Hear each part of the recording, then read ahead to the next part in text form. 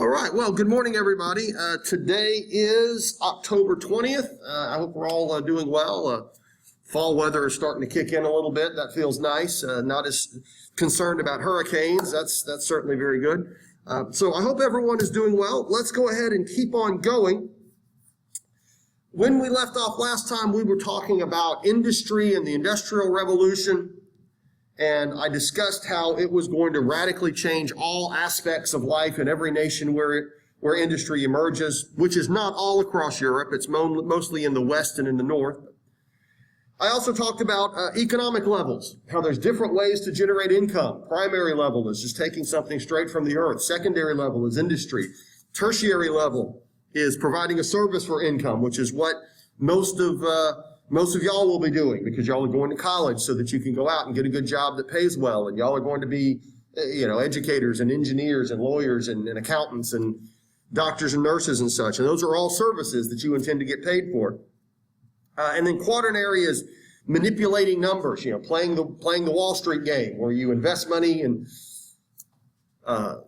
trade and sell and do that. And at the end of the day, if you do it right, you end up with more than you started with. And although that does make money for people who are good at it, it doesn't actually do anything good for society. It's kind of parasitic, right? You're taking money out of the economy, but you're not actually providing a service that benefits anyone else. And although a good financial market needs an element of that, most people would agree that there's far more of that than there should be. But nevertheless, understanding those economic levels is very important in you planning out your future career because you will understand where you fit in the economy. Now, there is another economic principle that I want you to understand, and this is going to explain why industry became so ridiculously profitable, why nations that embraced industry very quickly realized how important it was. You see, anytime a raw material is industrialized, it becomes exponentially more valuable than the material itself. And it is a big, big change. And so nations that would turn raw materials into industrial products tended to have thriving economies. And there's different examples that we could use over the years, or different examples that we can use. Here's one simple one. Now I'm playing with funny numbers here, right? I'm not using the real numbers. I don't necessarily know what they are, but just follow through with me on this. Let's say that we take a product like cotton, okay? And we live in Mississippi, and cotton is a part of what we do. And let's just pretend that in our cotton field, hang on just a minute. Okay, let's take a product like cotton. And we got a big cotton field, and we're growing cotton, and there we go. So let's pretend, I don't know what the real number is, but let's pretend that our cotton can go for 10 cents a pound. If we grow cotton in our field and we harvest the cotton. So just the raw cotton goes for 10 cents a pound. Now, if we have a big old field of cotton, grow a lot of cotton, that's great.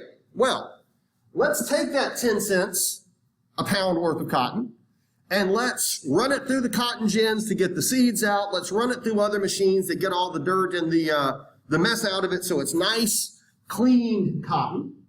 And now let's say we can sell it for $1 a pound. So the process of cleaning that cotton up and getting it ready for machines has added 10 times the value.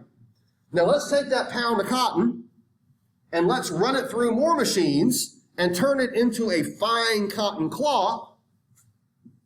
And now that cotton is worth $10 a pound because it is a refined cotton cloth, nice, ready to be turned into clothing. And let's take that fine cotton cloth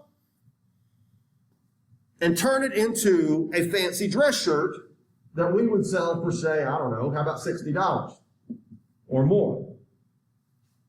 And let's pretend that that shirt weighs 1 pound. So we have 10 cents worth of cotton that we have now sold for $60. The value of that cotton has just gone up astronomically. And the reason is because of industry. It is all of those machines and those factories that made it happen. So what we want is we want industry, don't we? We want industry. We want factories to get built. We want to be the owners of these factories, don't we? Because if I can buy cotton for 10 cents a pound and sell it for $60 a shirt, I'm going to make a lot of money. And this can apply to any number of other raw materials. Think about corn, right? Corn is super cheap. You know, corn costs 10 cents a silo or whatever. I mean, it's just crazy inexpensive. But how much does a bag of Doritos cost, right? I mean, there's less than a penny worth of corn in that bag of Doritos, but you didn't pay a penny for it. You paid well over $1 or $2. Take your car. You've got probably a nickel's worth of steel in your car, but you didn't pay a nickel for your car, right? That steel and the leather and the glass was all turned into a car for a lot more. So industry just creates significant wealth in those nations that have it. Now, the trick with that, of course, is that you have to have a lot of money to build the factories. You have to have capital. You have to have investment. Those factories don't just pop up from nowhere. But governments, recognizing the value of this, are going to start working to incentivize industry. They will start giving away land to industrialists that will build factories. They will start agreeing to run utilities, run roads, give tax breaks, whatever we can do to get factories built. That's what governments are going to start moving forward with, even whenever these things become very corrupt, even whenever they start giving away stuff that doesn't economically add up. The appeal, the siren song of industry is just something they can't get away from. In the South, in the American South, after the Civil War, that would be a big problem because we would do anything to get industry down here. And it sort of worked, but the problem was Southerners didn't own the industry, and so the money was simply exported again. A lot of people argue that's what's going on with the casinos. Anyway, moving forward, industry radically changes more than just the economies. Industry is going to radically change the social life, the social fabric of the Western world wherever it emerges. One big part of this is the simple fact that the life patterns of common citizens will start to revolve around industry. They will start moving to cities in large numbers to take these industrial jobs. Because as difficult as these jobs are, they are still seen as better than being peasants living on the land. And if you are the factory owners, the more labor you can get, the more work you can get out of that labor, the more money you make. And so you want to bring in as many people and get them on those factory floors. And once that factory is humming along and making a profit, what you're going to do is take that profit and build another factory, right? And then once that factory is going, you're going to take the profit and build another factory. The whole point is to just grow and grow and grow. Well, regarding this labor, and because it is so crucial to profits, the reality behind it is that in the early years of the Industrial Revolution, it was a very, very rough life, an extremely rough life. Work hours could be 12 or more a day. Child labor is extremely common. Children work in factories right alongside the adults. As a matter of fact, a lot of the industrialists are going to argue that children are needed in factories. Children play a crucial role that adults can't play. Why would a child be seen as an advantage in a factory? What could a child do that an adult can't? They can't lift as much, they can't haul as much, but what can they do? Yeah, small little hands, right? Nimble little fingers can work machines better than the big fat fingers of us adults. Also in places like coal mines. In coal mines, children were considered crucial because their small bodies can fit in tight little crevices, tight little places that adults can't. And so the mine operators insisted that child labor was very important. Factories, of course, didn't have safety regulations. There were no rules that they had to follow in terms of protecting their workers. So, of course, these places are very dangerous. Industrial accidents are quite common. Doesn't take a genius to figure that out. And, of course, if you get injured on the job at this time, too bad, so sad. There is no workman's comp. There's nothing that's going to be done for you. The pay is as low as possible, and with every day more and more people moving in from the countryside, there is no shortage of labor. So I don't have to pay very much. There's always somebody willing to work for a lower wage. And if you are a problem, if you don't like it, if you speak out against it, if you try to give me trouble as the factory owner, well, I'll just get rid of you, right? You can go, you can be replaced. And so factory workers had absolutely no voice in this. Blacklists could become common. Factory workers that cause problems, well, not only am I going to fire you, but I'm going to make sure all the other factory owners know not to hire you there either. And so the intimidation is terrible.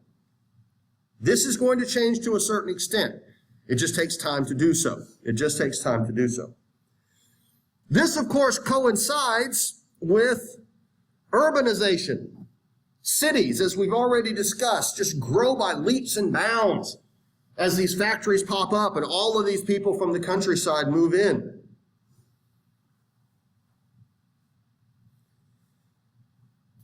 Huge industrial slums and industrial zones in cities where people are just packed in like sardines now become commonplace in every major city in every industrialized country.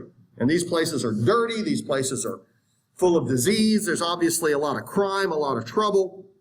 You can sort that out. And although historians have debated how bad it really was, nobody disputes the fact that this was pretty rough, I did read one book that looked at New York in the 1920s, which was still kind of like this. And this author argued that the industrial working areas weren't quite as bad as people think, but I'm not so sure that the sources on that were as reliable as we would want them to be. This, of course, but we're going back in time now, so let's get back to the time frame we're talking about. We also see a dramatic increase in the European population, which only adds to the overcrowding. Between 1750 and 1850, the European population went from 140 million to 266 million. So in a 100-year time frame, the population went from, really it went up about 70 to 80%, from 140 million to 266 million.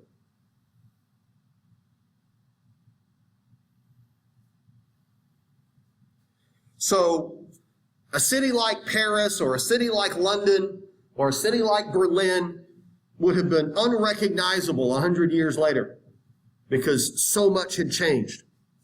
And just the overall footprint of these cities was so much bigger. And the streets aren't paved, right? And everybody throws their filth and garbage out in it.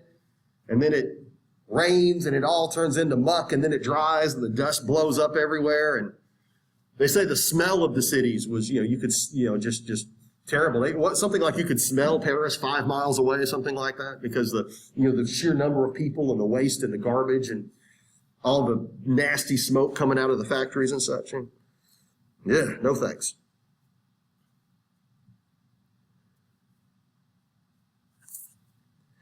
Along with this, we will see the emergence or the growth of what we would call the industrial middle class.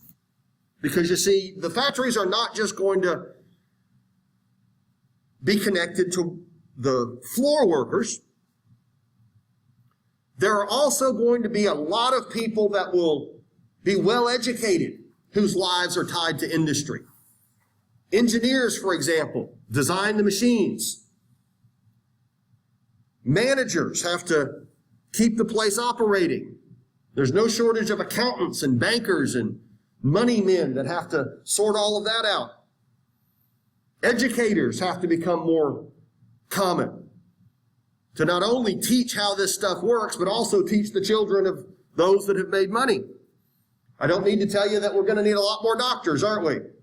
A lot more doctors are needed, and even if medicine was not what it is today, they're still needed. So we start seeing the growth of what we would call the industrial middle class. The industrial middle class. Another word for this group of people is bourgeoisie, and we've mentioned them before.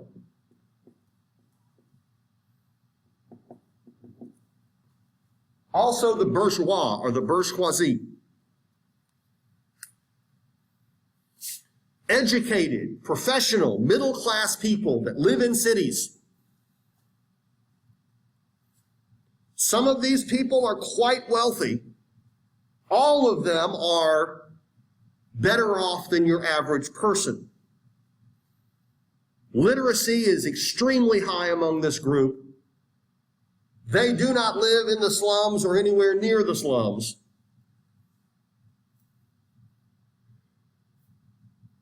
Many of them have been given opportunities growing up. So they were born into a pretty good family that enabled them to get a good education, and that enabled them to go on and do well themselves. A lot of them are self-made. The bourgeoisie are not nobility. They don't carry noble titles. They don't carry noble titles. Now, in some cases, like France, during the Revolution, we will see bourgeoisie purchase noble titles, but that's really more of an outlier. And the idea there was that they would do it to not pay taxes, before the Revolution took place. But when we say middle class, we're not talking about what we would consider today the middle class. These people were, relative to the time, far wealthier. We would consider these people upper middle class, or, close to what we would call the 1%, if you will. Your average person can't do this. Those mustaches are just too expensive for your average person to afford, right? Pimping ain't cheap. You can just tell by the looks of that guy, right? We will start to see social life. We will start to see social life affected by this as well. For example, social status is very important among the bourgeoisie. Once you reach this level, you have to consistently stay at it and show all of your friends and remind all of your friends that I'm well off. This involves living in a big, nice house. Bourgeoisie would often have servants, making sure your children get private tutors and go to the best schools. Fashion becomes a big part of this as well. Because you see, if you have plenty of money, you can afford to constantly buy clothes, very expensive clothes. And so every year, new fashions come out. And so you can't wear the same dress to the ball the next year. You got to buy another one with, I guess, a bigger butt in the back. I don't know, whatever, right? The clothing you buy has to, the jacket you have in the closet is perfectly good, but that's last year's model. So we got to go out and spend a lot of money on this year's. And then, of course, the next year we got to buy another one. And next year we got to buy another one. It's almost as if being bourgeoisie doesn't mean you're all that smart, right? If one of the rules in life is don't be a chump, constantly buying new clothes when you don't need them, you're being a chump, right? But there it is, right? That's the way it is. They, constantly having to keep up with the Joneses, as we say today, is a common characteristic of the bourgeoisie. As for the working classes, eventually, over time, they will start to push back. They will start to demand that they be treated a little bit better. These really long hours and these terrible factory conditions, it ain't good. And there's different ways in which they will try to do this. One way, of course, would be through the discussion of labor unions. Now, labor unions are not really a thing yet, but they will eventually become one. A labor union is when all of the workers band together and collectively make demands. Because you know what? Boss man can fire you and boss man can fire you, but he can't fire all of us, right? If he fires everybody, the factory shuts down. And if all of the workers decide we're not going to work, if we collectively go on strike, boss man has to listen to us, doesn't he? And so labor unions are when the workers come together and say, individually we don't have any authority, but as a group, we do. But we're not seeing labor unions yet, but owners are deeply concerned about this. Another way, of course, is to push for more voting rights, more influence in the government, what we call the franchise. If workers can vote, workers can elect leaders that have their interests in mind.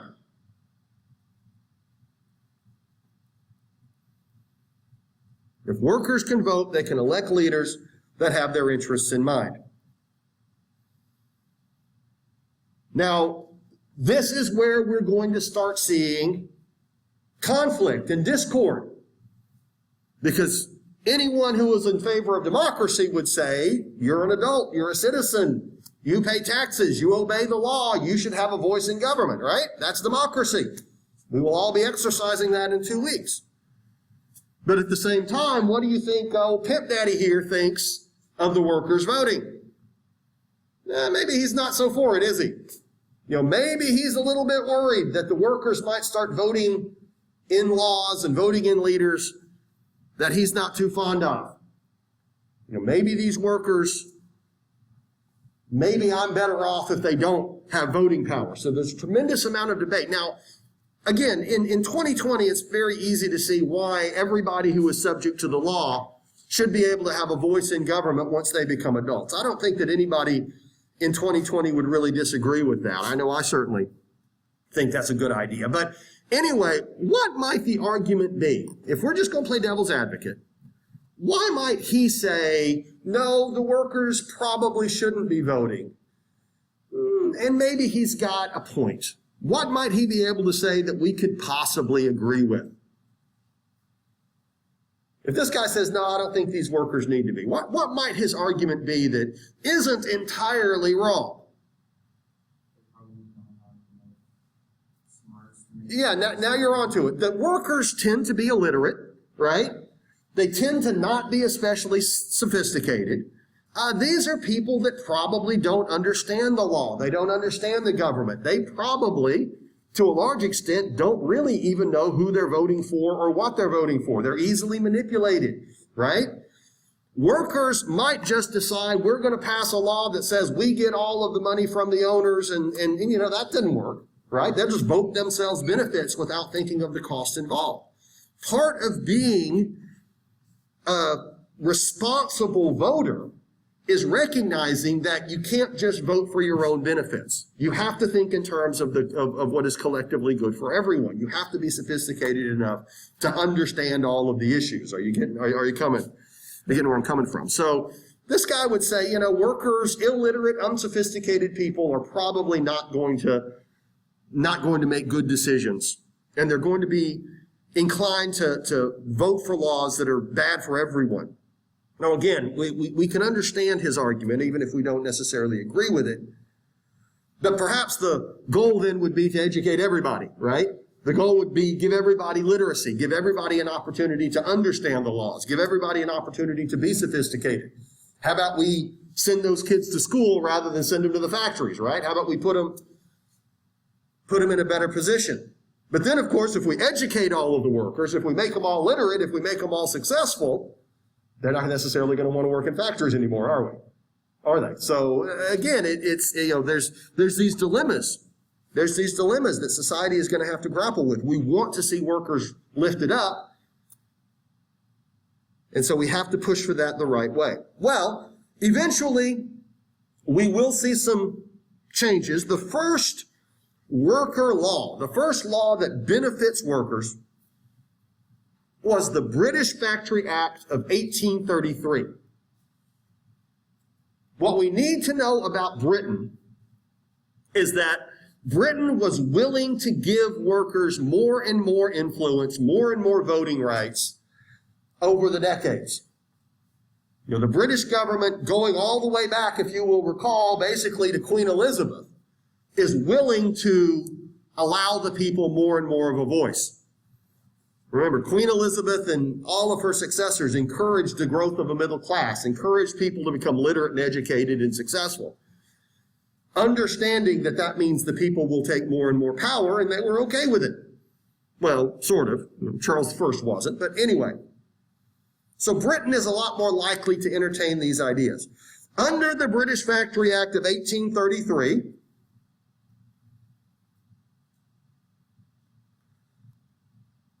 between the ages of 13 and 18, you could only work 12 hours a day in a factory.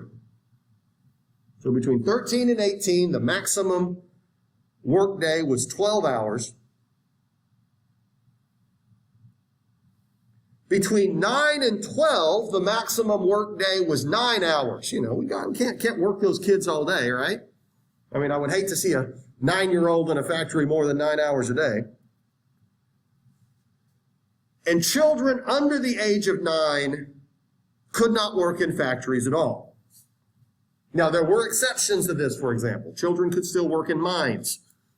You know, this did not exclude children from mine work, so it wasn't universal.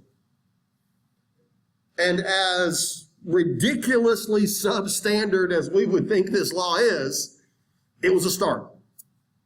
Over the next few years, more and more rules are going to be put in place. The ages and the times are going to continue to be adjusted. But it isn't until really the 20th century that we see a total end to child labor. You know, child labor is going to continue in factories in Britain and, of course, in the rest of the world well up to World War I, and in some cases even beyond. Now, the factory workers, the factory owners are going to say, you know, this is bad. This cuts into profits, right? You know, if I can't work these kids as long, I'm not going to make as much money. That's bad.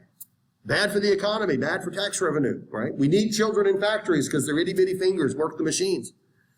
But interestingly, we will also see a lot of the working class families, a lot of the very families that this is meant to protect, go against it too. So you are, you know, the father in a working class family, and they just passed this law. It's designed to protect your kids. Why might you say, I don't like this law? Why might you say, no, this isn't a good law. Don't pass it. Yeah, this cuts into the money, right? If I can't send my kid to the factory, that's income that my family doesn't make. You see? Now think about it also. If children under the age of 9 can't be sent to the factories, someone now has to stay at home with them too. So not only can I not send them to the factory to work, but I also have to keep one of the grown-ups at home to look after them, or an older child. And so this cuts into the economic well-being of the working class families too, even though it is designed to protect them. Now, we will eventually from this see the push for universal public education, right? Send those kids to school instead. And we're getting there. It just takes time. We will also see, with the development of the bourgeoisie and the emergence of the industrial middle class, a myth, if you will, or a social construct that there is a clear delineation between the role of the man and the role of the woman in the home. Now, there have always been gender roles to a certain extent, you know, in farming families, etc. But during the Industrial Revolution, there becomes a clear recognition, if you will, that there is a very important role for the man to play, and that is for the husband to go out and work and make money and support the family financially. And there is a role for the wife to play, and her job is to stay home, raise the kids, look after the children, be the homemaker, if you will. Now, what we have to understand, and everybody is familiar with this construct, what we have to understand is that it is largely a myth. It is largely not true. There has never been a time in Western culture, or any other for that matter, where that delineation was the norm. There's never been a time. There's never been a time. Yes, there are going to be a select few bourgeois families where dad goes out and earns all the money and mom stays home and earns none, but this is quite rare. If you look at just the overwhelming majority of people throughout the breadth of Western history, women have brought in income just like their husbands have. Women have been making money just like their husbands were making money. When 95% of all of the population were poor peasants, the men and the women were both out there working in the fields, weren't they? And that means they're both earning income. When the Industrial Revolution happens, remember, only a very small percentage of the population is bourgeoisie. In the industrial families, mom goes to the factory, dad goes to the factory, the kids go to the factory. Everybody is bringing in income. In some of these families that were lower bourgeoisie, dad has a full-time job and mom does something on the side, right? Mom may not go out and work in a factory. Mom may not go out of the house, but she still might take in work or do something like that. And they might not be, quite as well off as these people, but you get the idea. She's bringing in income, right? Women have always been income earners. There's never really been many situations where a productive adult in the family did not contribute financially to it. And so, yes, obviously these well-off families, but you can understand that choosing to give up money that you could be earning is really going to be a privilege for the elites. And so don't buy into this notion that traditional women did not work outside the home or did not bring in income, because they most definitely did. Families have to work together. I mean, there's just no other way to put it. We all kind of have to do what we all have to do. All right, now I have a quick question. How about this? Let's say that you were on the winning end of the Industrial Revolution. Let's say that you were the investors in a factory, or you put it all together and built a factory yourself. And it worked, and you made a lot of money. I mean, you made a lot of money. You became very wealthy. More money than you're ever realistically going to spend. You have everything you want, and there's a giant pile of money left over, and it's invested, and it keeps making more and more money on top of that. Is it safe to assume that you'd be generous, that you'd be nice? Maybe you'd give to charity. Maybe you'd be a decent person. Maybe you'd help out the less fortunate. Who in here says, yeah, I would? I got one guy shaking his head. Nah, forget it. I want it all. What's that? Yeah, so you know what you would do today, but back then you'd be like, yeah, I got it. I think that it's fair to say that we could all agree that there's really only so much money anybody realistically could ever spend or realistically could ever have. I mean, in today's dollars, there's people out there that are worth $1 billion, and there's people out there that are worth $10 billion. And I can assure you, the way they live doesn't change at all, because at some point there's just so much money it doesn't matter anymore. Y'all get where I'm coming from? So how about this? Because you have so much, I mean, you have just such a huge mountain of money. How about you pay your workers a little better? How about you reduce the hours? How about you help them out? How about you voluntarily say, you know what, don't send the kids to the factory and we'll find a way to take care of them? Maybe you could be nicer to the people whose labor made you rich to begin with. Could anybody agree with that? I'd be a nice guy to them. I'd be reasonable. If I spend a little money to make the factory safer, well, of course, I don't want my workers getting injured, right? What do I need more money for? Make the factory safe. Send them home. Let them have some time with their families. It's okay. I mean, again, I don't need any more money. Well, a man comes along with just that idea, and his name is Robert Owen. His name is Robert Owen. And Owen was rich. Owen was an industrialist, and he succeeded at it. The man had a lot of problems, but money wasn't one of them, if you get my meaning. And he founded a movement that we call utopian socialism. And under the idea of utopian socialism, factory owners should embrace the idea of improving the lives of their workers. You only need so much money. At some point, your life doesn't change when you pile a few more million on the stack. You just don't need it anymore. And your workers do. And so Owen, once he had established himself, committed his life to creating industrial environments that were good places to live and work. And the first, most significant, was New Lanark, Scotland. And he built it as a mill town, but it was going to be a good one. The workers were given good hours. He built housing for them that was comfortable. He sent the kids to school and educated them, built schools and brought in teachers, and was proud to see those kids becoming literate and establishing a foundation for a better life. I don't need to tell you he was popular with his workers, right? You know, it's a great job to have. You get paid more than most people. You work less hours. It's safe. He cares about you. Family man, right? And Owen began to push other industrialists to do the same thing.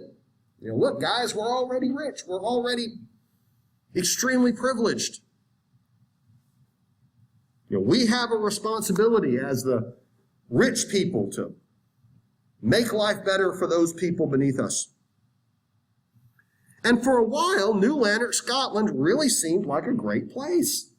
Again, it was popular. You know, who wouldn't want to work there? Who wouldn't want a job like that? One thing that Owen found is that workers tended to be very loyal. You know, once you get a job there, you keep it. It's the best gig you're going to get, so he didn't have to worry about turnover, which is a positive.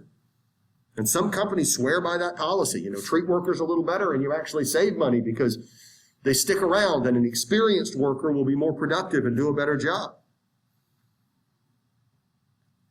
He then came over to the United States, and he tried to do it again in Indiana, a place called New Harmony, Indiana.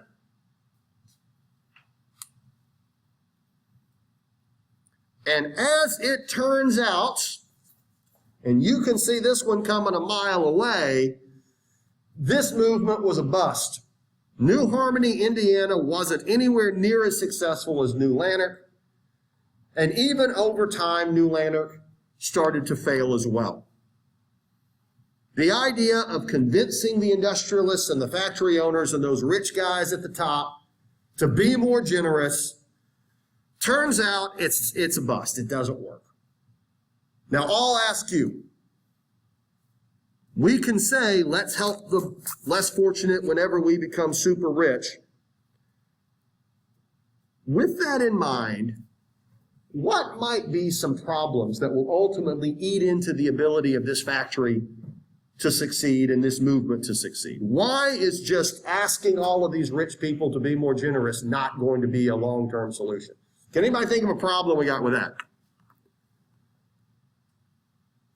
Well, how about first and foremost, we got competition, don't we?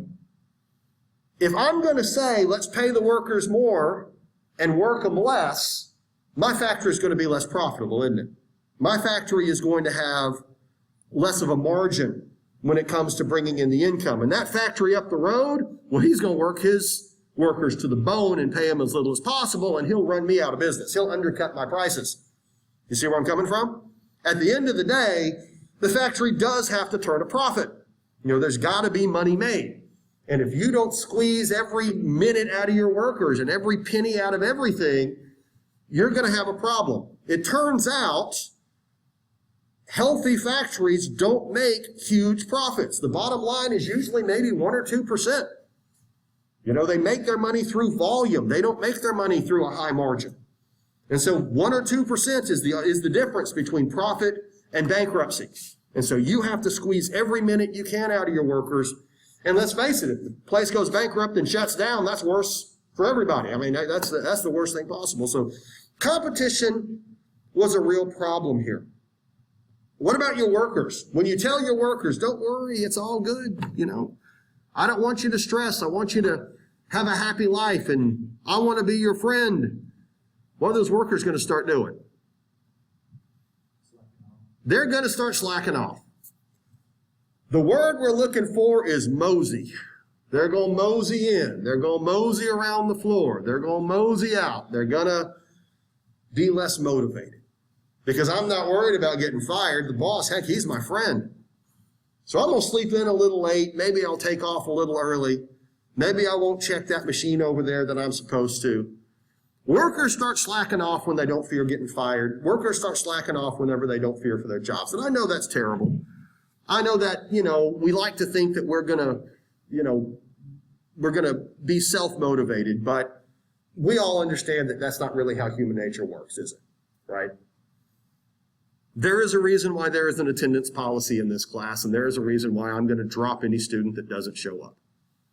And if I didn't have an attendance policy, and if I weren't going to drop students that didn't show up, students might not do very well.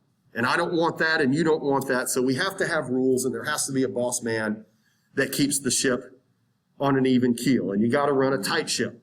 So workers started slacking. Productivity started going down. People weren't as motivated to get off their butts and work.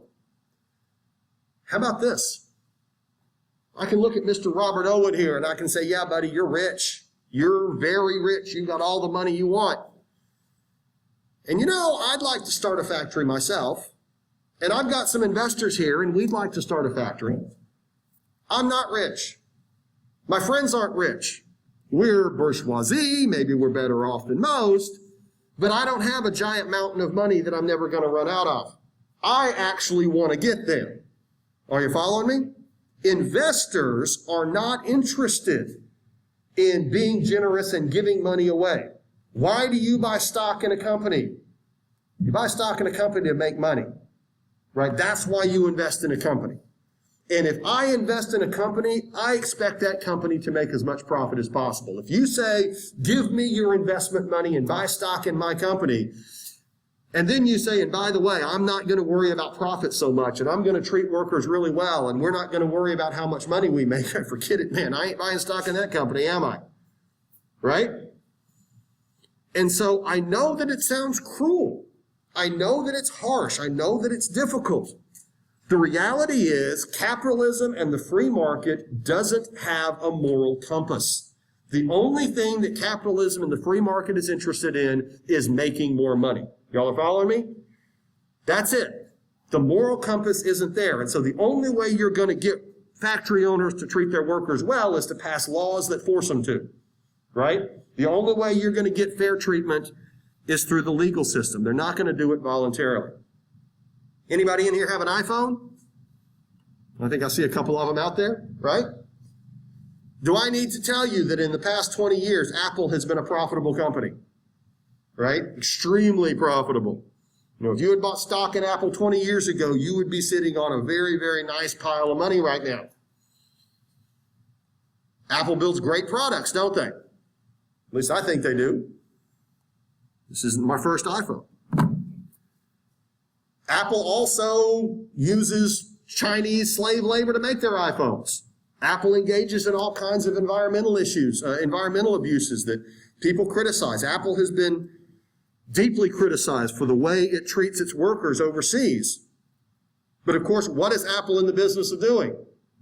Making money, right? And if they pass laws in those countries that forced Apple to pay more, Apple would. But that's the way it is, right? We can say Apple is a brilliant tech company that is incredibly innovative. Apple is also a slave labor empire. That's the way it works. That's the way capitalism is. So to change capitalism, you don't talk people into being nice. You have to pass laws.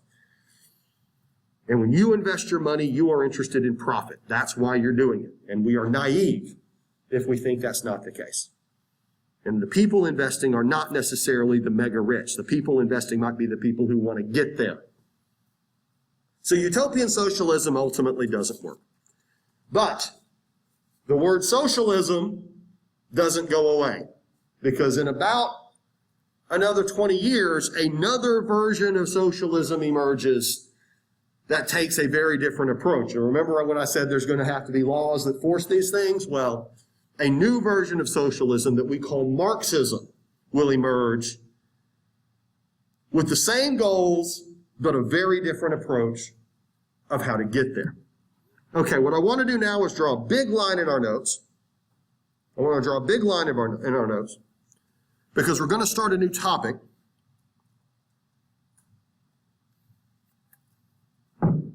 I want to get back to politics. I want to get back to politics. We have to look at the political developments within Europe during the 19th century. Now, last time I talked about the Congress of Vienna, even though it wasn't in Module 4, And that's because we just have to understand that the Congress of Vienna shapes Europe for the next 100 years, and its impact is actually still being felt today. So in 1815, when this great meeting of nations came together to rebuild after Napoleon, generally speaking, their motivation was stability and order. Their goal was to make sure that we would not have any more of these crazy revolutions, that we would not have any more Napoleons parading his armies across Europe, that the people of Europe could enjoy a few generations of calm, of prosperity. If you look at France, for example, France had been in complete turmoil for 25 years. France had been overturned and overturned again and overturned after that. I can assure you, the people of France were like, look, we don't really care who's in charge. Just make sure that we're stable and calm. Millions had been killed. And so when you went to the leaders of the Congress of Vienna, they were all aristocrats themselves. And you say, what do you think about freedom of speech? What do you think about freedom of the press? What do you think about democracy? They were hesitant. They would say freedom of speech led to the reign of terror. Democracy led to Napoleon. Freedom of the press meant that people are reading things that are dangerous and manipulative. And the two forces that I mentioned earlier, liberalism and nationalism, the Congress of Vienna did not like. The Congress of Vienna was very much against. And it sounds lovely to us today. Freedom of speech, freedom of press, freedom of assembly, religious toleration, etc., etc. These are great forces that we in the United States think are fantastic. These are also the same forces that the Congress believed led to that terrible revolution that ended up killing so many. So liberalism is a bad idea. Sounds lovely, bad idea.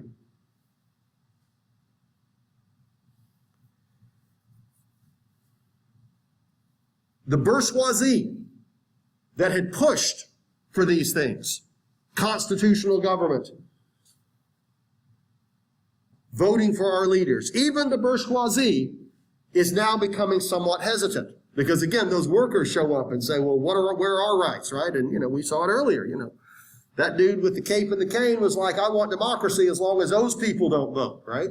I want democracy as long as the workers that I am employing and don't like their wages. As long as they don't vote, I'm for it. So even the bourgeoisie is kind of concerned about it. Even they're kind of debating it. How far should we take this stuff? The other view, we mentioned this earlier, was nationalism.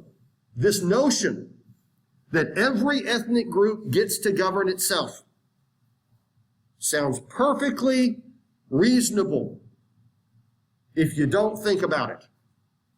If you say, sure, the French can have France, and the Italians can have Italy, and the Spanish can have Spain, and the English can have England, why is that such a terrible thing? Well, because the borders are not clear and cut. People live among each other. Different ethnic groups live within different countries. We're all among each other. We can always find some way to divide ourselves, right? You and I might share the same religion, but we might share a different race. You and I may share the same race, but we share a different nationality, right? There's all kinds of ways in which we can put ourselves into groups, and then we can shuffle our groups around and put ourselves in different groups. And so is there really a French? Well, what about French Catholics and French Protestants, right? What about French Jews? Are they French or not, right? What about Austria? What about the German people, right? The German people are all sort of German, but there's all kinds of different sub-ethnicities within German. What about the Italians? Anyone in here ever heard of Venice, the city in Italy, with the gondolas and the streets of water, right? That's Italy, isn't it? I didn't get more Italy than Venice. Anybody in here ever heard of Sicily? The island down in the south, the Godfather, the Godfather and all of that. Doesn't get more Italian than the Godfather, does it? Right? The people of Venice and the people of Sicily were both Italian, and they were incapable of speaking to each other because the language was so different. At this particular time, two groups of Italian people had a language barrier that did not enable them to communicate with each other. That's how diverse Italy was as a nation. Yet they're all Italian, aren't they? Well, there we go. So if we start saying every ethnic group gets to govern itself, we're going to have a lot of fighting. We're going to have a lot of arguing. We're going to have a lot of borders that people don't like.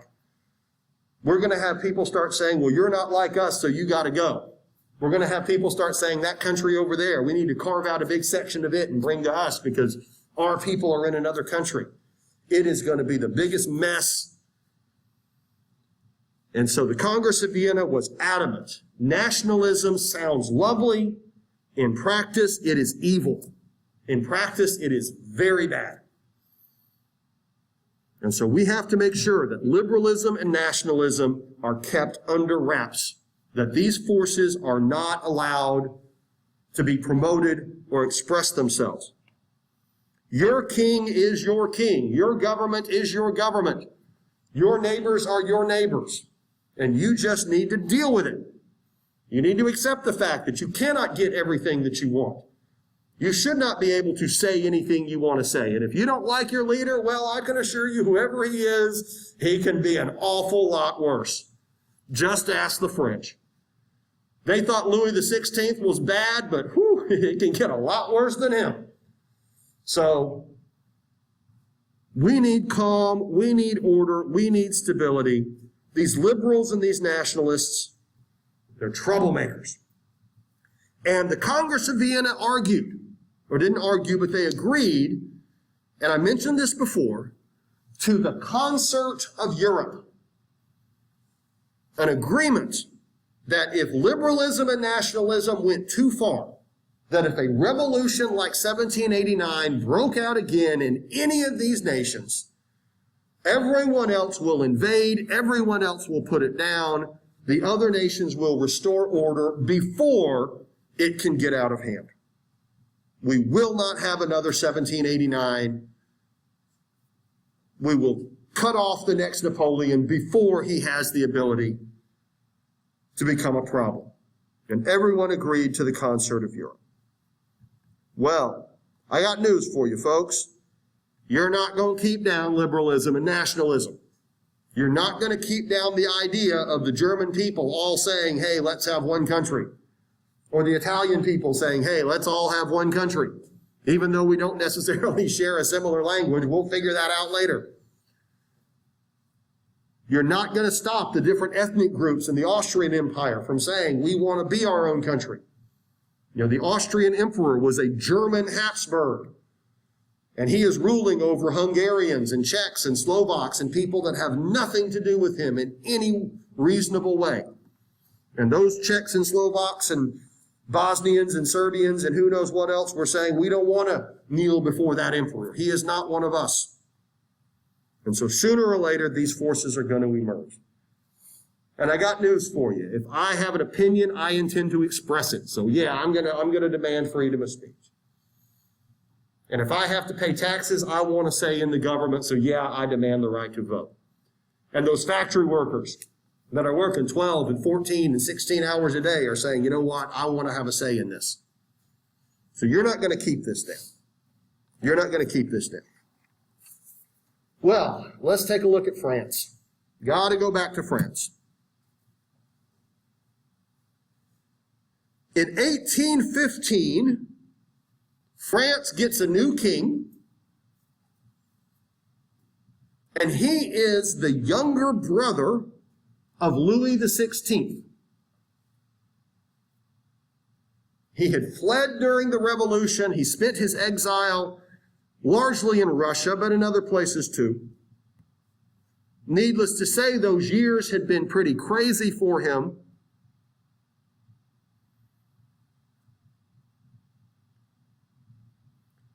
Nevertheless, the Bourbons are back on the throne. And if you look at this picture of him, you can see he looks like a Louis XIV or a Louis XVI, doesn't he? He's got that Bourbon look to him.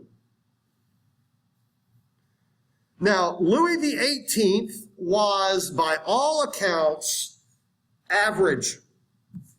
He was not especially intelligent. He didn't have particularly strong leadership skills. Like his older brother, Louis XVI, he wasn't really, quote unquote, cut out to be a king.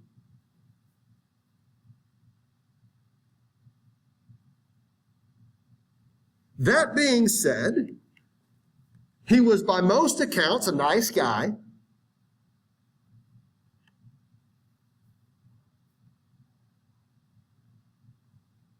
He understood that the old regime was gone. He was not going to restore absolutism or even try. He accepted the fact that France is now a constitutional monarchy. A new constitution is, of course, written after Napoleon is gone. He is an executive. France will now have a parliament that passes the law. He has an allowance that he is given to live on.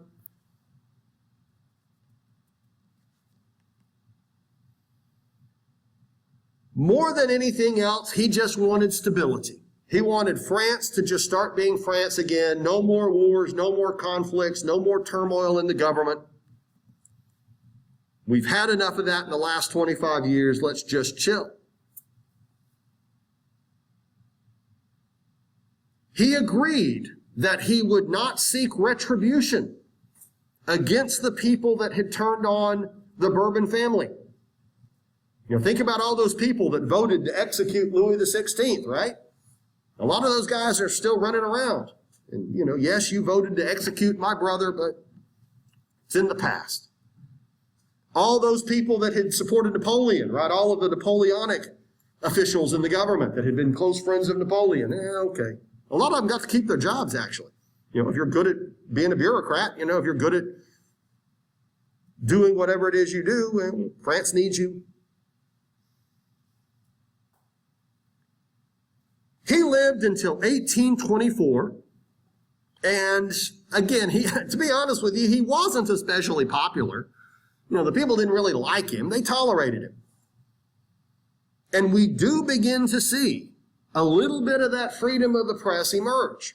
There were caricatures of the king that were kind of insulting. People made fun of him and were not afraid to publish pictures of him. They made fun of his weight problem, for example. He was a bit of a large man, and he always had been. And a lot of the caricaturists portrayed him as not being particularly attractive that way. You get the idea. And he tolerated it. He was like, what are you going to do, right? Well, he dies in 1824, and again, that's kind of the end of that. But he didn't have any children. And so the next king was his younger brother, the last of these brothers. There was Louis XVI, there was Louis XVIII. Louis XVII was the son of Louis XVI, who died in prison during the Revolution. So they considered him the 17th, and so this will be the 18th. Well, there's one more brother. He is Charles X. He is Charles X, the youngest of these brothers. Becomes king in 1824.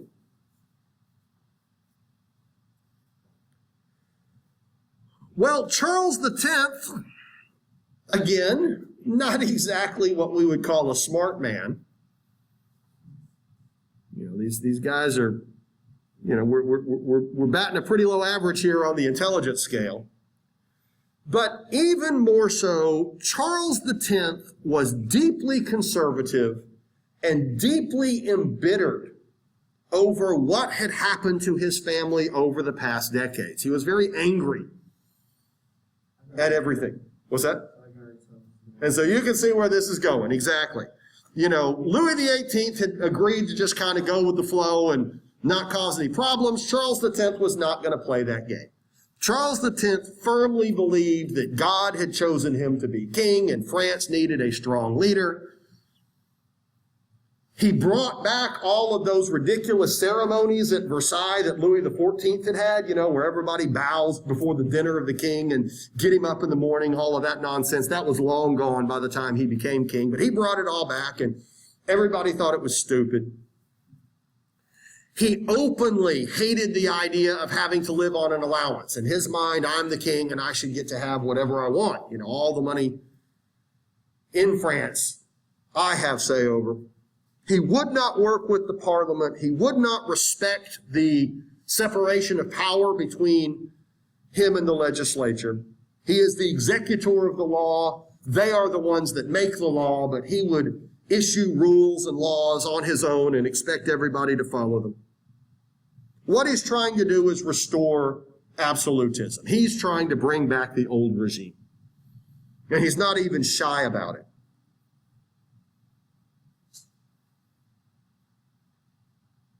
He begins to return property to the old noble families that had lost it during the revolution. You know, issuing royal decrees that this family gets their land back or whatever. And a lot of land had changed hands over the last 30 years or so. People had bought it and sold it and all of that. And so, you know, if you had bought land 10 or 15 years ago and before the revolution it had belonged to some old noble family and the king gives it to them, that's it. You just lost all of your land and you know, no compensation. And this infuriated the people. Now I'm going to simplify the timeline here because we all see where this is going. So I might as well just, you know, put the horse in the barn, so to speak. No sense in walking it around. Charles X made a big move.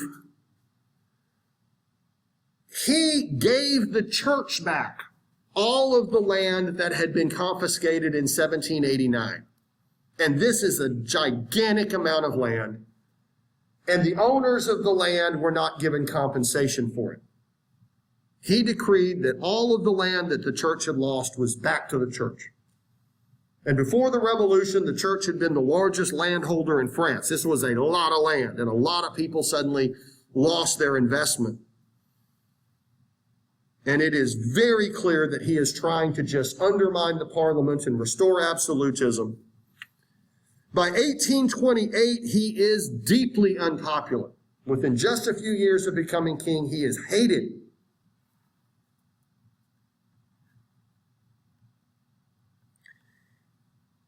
In 1830, the anti-king forces won big in the parliament. Now, that he had already lost more than one election there. You know, the anti-king element had becoming more, had gained more and more seats in the parliament. And in 1830, well, I guess we will call them the liberals, just won an overwhelming majority. Now understand, these people are not saying let's abolish the monarchy, and they aren't saying off with his head. They're a long way from that. But what they are saying is it's time to pass laws that more or less cut off all of his power.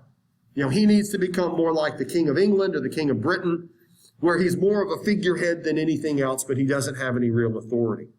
And they were going to start introducing laws that really cut him off and more or less ended this nonsense legally once and for all.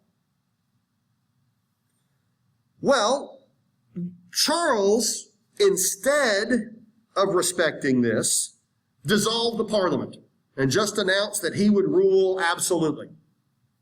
He declared the parliament invalid, told them to go home.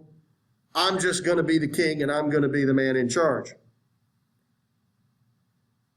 Now, clearly this guy had been so detached from the regular world that he didn't understand how this would work out. You know, he had no idea what the response would be, which is pretty crazy considering, you know, we've already seen the French Revolution happen more than once, you know. He should have had a little bit more of a clue. But to keep it very simple, again, I just want to keep moving forward. Immediately, revolts erupted in the major cities, particularly in Paris. The people were not going to go for this. Riots start taking place. When Charles sent in the army joined the rioters. And within just, a few days of dissolving the parliament, the crowd marched on Versailles, and he got out of Dodge before they showed up. Again, he remembered what had happened to his brother. So Charles abdicates. He flees to England and is no longer king. Now what are we going to do? Another revolution, another king kicked off the throne, hadn't even been a generation since Napoleon, and we've run the Bourbons out for a second time.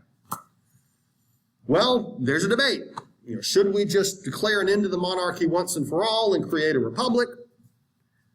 We tried that in the 1890s and ended up with the Reign of Terror after all. Maybe that's not a good idea.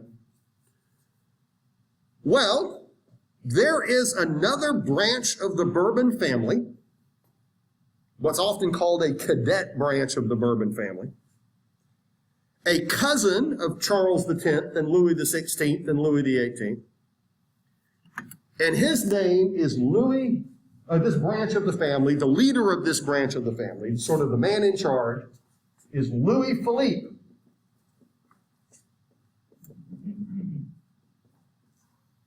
And as it turns out, Louis Philippe is a big fan of the middle class, a big supporter of constitutionalism, and promises, if you make me king, I'll be cooperative.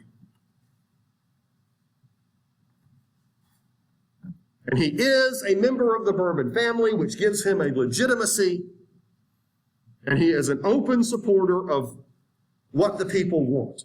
And so Louis Philippe is now chosen to be King of France. And he will call himself the Citizen King, openly embracing constitutionalism, completely comfortable with being given an allowance and working with the parliament and accepting the limitations of his rule. A big fan of democracy. Yes, of course, let the people vote. And I want you to put a big asterisk next to that. Louis Philippe promises that he will modernize the monarchy and be the king that the people want. Again, the citizen king. He openly says, I serve at the will of the people. God didn't choose me, the French people did, and I intend to honor them by fulfilling my role. He took the amazing step, did something that was absolutely unheard of for a Bourbon king. He was known to take his carriage into the streets of Paris and get out and actually meet and interact with ordinary people. He would shake their hand and say hi to them and listen to them. The Bourbon kings never, ever interacted with common people. There are stories of Louis XVI going to towns where everybody would show up to see the king, and everybody would go out to, pay honor to him. This is the old regime. And everybody would say hello, and everybody would, kneel before the king and all of this. But Louis would not even get out of his carriage or look at them because it was considered beneath him to even recognize their presence. But Louis Philippe, in the modern 1830s France, well, of course I'm going to meet with my people. Now, I want you to look at the picture. A picture says 1,000 words. Now, look at old Louis XVIII here. He looks like an old regime king, doesn't he? The big robes and all of this nonsense. And then, of course, if we go to Charles X, and I think he just dialed that very same look up a notch, right? Now, you'll notice again,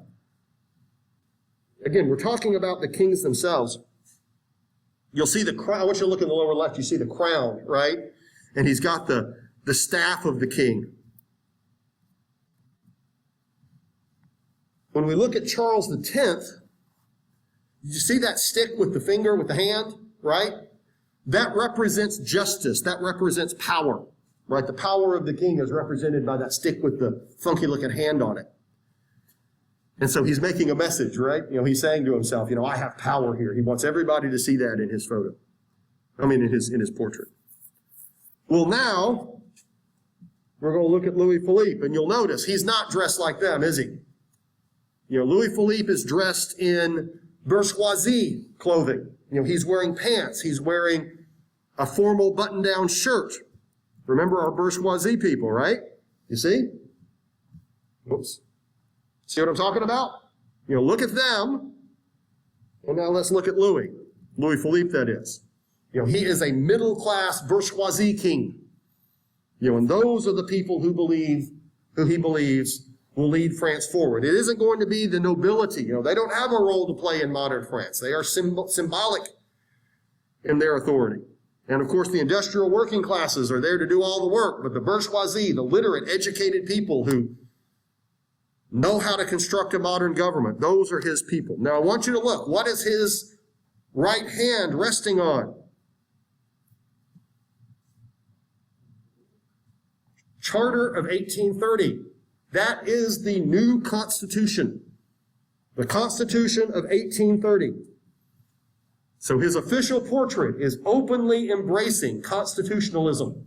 Right? He wants everybody to know, I am a constitutional monarch and proud of it. Remember Napoleon, when he's pictured with his hand over the Code Napoleon, right? He's doing that for a reason. This is my new law. Well, Louis Philippe is doing the same thing, openly telling the people through his dress and through the hand on that Constitution, I am a constitutional monarch, and I fully intend to respect that. So, all right, we got a good guy here, right? Well, maybe. Remember this guy? Yeah, he might look the same. But if we go to, and by the way, these were Louis's advisors. Louis Philippe brought in bourgeoisie, middle class advisors and ministers. Remember, if we talk to this guy and say, do you like democracy? He would say yes. And then you say, okay, well, let's let the workers vote. And then what does he say? I don't know about that. Those ignorant, unsophisticated, illiterate people, maybe not. Maybe once you become literate, maybe once you gain property, maybe once you start paying more taxes, then maybe you should be voting. Then maybe you should have more say in government. Well, that was basically how Louis Philippe felt. He did not say we should have universal suffrage. He did not agree that the working classes should have much of a say in government. He wanted the bourgeoisie to run the government. And so he would make clear that he's going to expand the franchise and open the government up to more people as France is industrializing and as these industrial classes are growing. And by the 1830s, they are a huge part of the French economy. But he never really did it. It never really happened. And year after year, it doesn't seem like the factory workers and the industrial working classes are getting anything out of the government. And so they start grumbling and arguing that the middle class, the bourgeoisie, overthrew the old regime and created themselves as the new nobility. They are now the people that hold all of the power and are unwilling to share it with anyone else. And every law that gets passed seems to only benefit them. We workers just seem to grow in number every year, and we're not any better off. And so, what's eventually going to happen? Well, eventually the workers are going to have enough of it, aren't they? This isn't something that falls apart right away. Louis Philippe is very popular in the 1830s. But as he moves into the 1840s, more and more French people that are not bourgeoisie see him as somebody who made an awful lot of empty promises. But we'll get to that on Thursday. I'll talk to everybody later. And, before we go, I need to remind everybody, this is Module 4, right? So Module 4 is open. Quiz 4 opens on Thursday, right? This is the second week of Module 4, so Quiz 4 opens on Thursday. And don't forget that the discussions in Module 4 are due Friday at 8, okay? So everybody, quiz opens on Thursday. Y'all know the drill on how that works. Do the discussions. If anybody has any questions, come see me. I am working on the test, so, bear with me there, and I appreciate your patience. If anybody wants to know their grade, get in touch with me, and I'll pull it. Okay, I'll grade it. Everybody, take care.